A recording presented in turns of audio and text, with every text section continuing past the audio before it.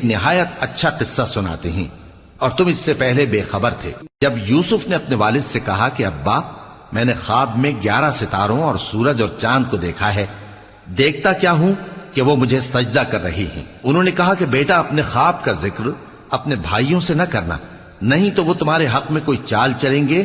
کچھ شک نہیں کہ شیطان انسان کا کھلا دشمن ہے، اور اسی طرح اللہ تمہیں برگزیدہ و ممتاز کرے گا اور خواب کی باتوں کی تعبیر کا علم سکھائے گا، اور جس طرح اس نے اپنی نعمت پہلے تمہارے دادا پر دادا ابراہیم اور اسحاق پر پوری کی تھی، اسی طرح تم پر اور اولاد یعقوب پر پوری کرے گا۔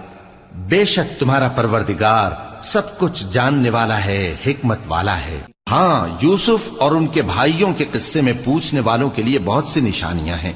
جب انہوں نے آپس میں تذکرہ کیا کہ یوسف اور اس کا بھائی ابا کو ہم سے زیادہ پیارے ہیں، حالانکہ ہم جماعت کی جماعت